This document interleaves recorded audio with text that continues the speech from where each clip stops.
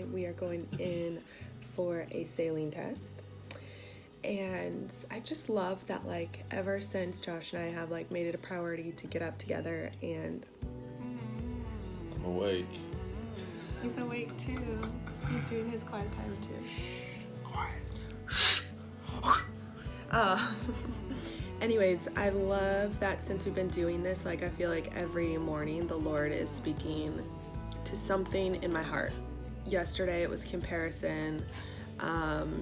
And today, like, with us going to the appointment stuff and just kind of like, you know, I don't know, I was telling a friend, I'm like, I'm not sure if it's like unsettledness because maybe this isn't what we're supposed to be doing, or unsettledness because I just never imagined that this would be how we would become a family. Like, I never, like, using medical help was never on my radar ever growing up. Like, I just didn't imagine it being like this. I imagined like a surprise and like then figuring out how to tell my husband and all of those things, which changes when you go through fertility treatment. But it's awesome because my devotional was just talking about Moses and his obedience, and it says, in effect, God tells Moses not to worry about the hostility he will face.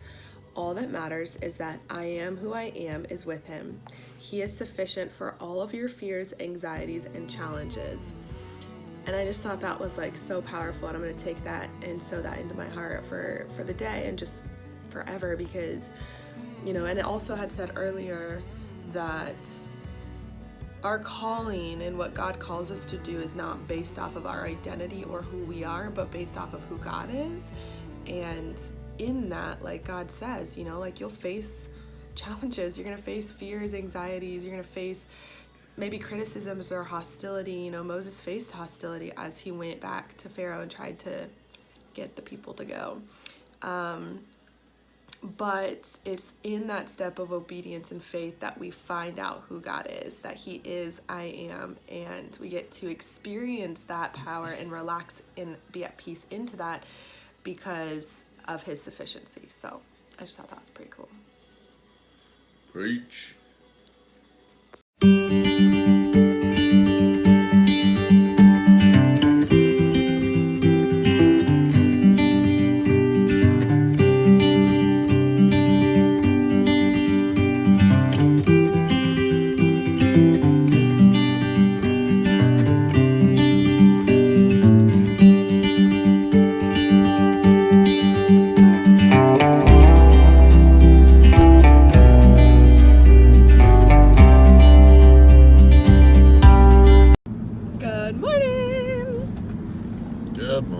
Good morning. We are on our way to our saline test.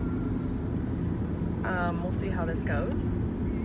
But I'm going to ask her a lot of questions because technically our next appointment isn't until February 21st. And that's just too far for me to wait to ask all my questions. So I'm going to ask the questions of her. Time in God's Word this morning. What questions do you want to ask? When can we have a baby? That's my main question. Okay, question though. I know this is like, I'm just gonna be real, you guys. Like, this is all about being real. I'm not gonna sugarcoat anything here. I feel like part of me is like hesitant to like start the whole process now. I'm switching hands here. Part of me is hesitant to start the whole process now because I'm not like in the shape that I want to be in. I know that that's like super vain and whatever, but like I feel like the last, 8 months, a lot of change has happened. My body has changed, and I want to get back into the best shape that I was in like a year ago, 2 years ago. And I need time to do that. And like everyone that I know that has done fertility treatment and stuff, like their bodies totally change. And I'm not against that. I'm not opposed to that. I'm okay with that. I understand what that brings. It brings a baby. But part of me feels like, should I, when you get pregnant, like everything changes. Like it's just going to get worse. I know that's dramatic. But you're only going to gain weight. You're not going to be losing weight, So what are your thoughts on that, babe? I haven't shared that with you at all. Well, first of all, I think... It is freaking hot in here. Oh. Holy guacamole. Just getting a little nervous in here. Yeah, I'm starting to sweat. First of all, I think she looks great. second of all, Yes. I don't think you need to worry about that. I mean, reality is, I don't know, like all of the shots and stuff. After you have, you know, your babies, after we have your twins, you can get back into the shape that you want to be. I mean, it's not like, I don't know, that's just my opinion. Like, getting into shape before the pregnancy, is it really going to impact you that much, like, afterwards? I feel like afterwards, I don't know. you can kind of make that decision. If you want to get back in shape and look great, you can do that, you know? So I think mindset-wise, I just have to be okay with the fact that, like, you're going to be pregnant, you're going to gain weight, your body's going to change, and that's going to be an adjustment. Let's get the ball rolling. Yeah, I mean, I'm open to it for sure. And when we were reading in our devotional yesterday, it was talking about, like, Job, how God had given him double the blessing for his trouble. And we're like, what's up, twins? Double the portion, por favore. They're coming. The twins are coming. I can feel it. Hashtag baby dunkers. All right, we'll see you on the other side.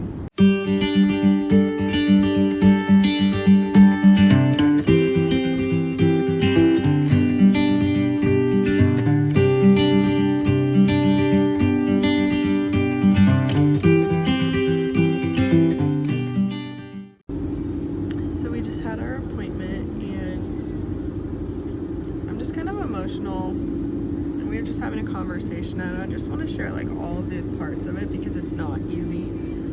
And, like, you know, everything was fine structurally, but she doesn't know our case. Like, she's not our actual doctor, so it's hard for her to say. But I was just asking questions, like, about just, like, the success rate and all that, and she was just like, maybe 50 to 60% success rate. And I don't know, like, I just was telling Josh, like, I don't want to go through this. It's a big deal. Like, it's like my body is gonna change. Like, I'm gonna have to go through some, like, really intense medications. Like, you have to give yourself a shot. I don't even know if I can do that. Like, there's just so many things about it, and, like, for it not to work, like, I don't know, I guess right now I'm just, like, in this ignorant bliss phase of, but we haven't tried IVF yet. So, like, part of me just convinces myself that it's okay, because if, like, we haven't done everything, so there's still this, like, piece of hope. But, like, with this, like, moving forward, if it doesn't work, like, there isn't another option, you know? Like, obviously you can do adoption and things like that, and, like, we just haven't gotten to that place where we're seriously considering that. It's just not been on our radar. We've been praying about it, but it just hasn't been something that God's put on either one of our hearts yet. So it's just, like, really, like, you don't grow up thinking that it won't be possible to have your own blood children. Maybe some people do because of whatever, like, structural damage and things like that, but I don't know, it's just hard. IVF is exciting because it has potential to work, but then at the same time, like, it's kind of the last big, like, I just keep relating things kind of to cancer. It's like the last treatment option or whatever, you know. I don't know. Good thoughts. In my mind, it's like all we can do is just take the steps forward that we can take, and I think you want to just do everything. Like, right now you want to get things done, but it's like, just want someone to tell me it's going to work or it's not going to work. Get the next appointment, and then we got to do it. Yeah. You know, it's a process. It's a really just long happen process. in 2 weeks. So all we can do is just take the steps forward in that direction, and, you know, at the end of the day, you know, God's in control of the, you know, the percentages and possibilities, and, you know, that stuff. You know, God isn't bound by the percentages, you know, so you gotta trust that, and at the end of the day, if it's gonna happen, it's gonna happen, and if it doesn't, then figure it out. But I don't know, I'm not really the emotional one like you are, so it's different for both of us, but that's kind of how I see it. Yeah, I think that's what I have to remind myself on this journey. Like, same thing with anything else. Like, creation, life, and death is in God's hands. If it's meant to be, it will be, no matter what the stats are. And yeah, like, it's crazy. So basically we have to wait until the 21st to have kind of our appointment of like, here's the recommendations, here's the options, and then from there, if we do decide to move forward, we have to wait like 3 weeks for insurance and everything to be run through and get all signed off on all of those pieces of it. And then you would start whatever, like if you start with birth control, you start your protocol, whatever, and it's kind of unique to the person. So it could be birth control and then wait another 3 weeks, or it could go straight into the medications, which would be, and then like you would go through the egg retrieval, go through the process. Then it could be another 3 weeks before any transfer happens. Like, there's just a lot that you're like kind of waiting on and stuff like that. So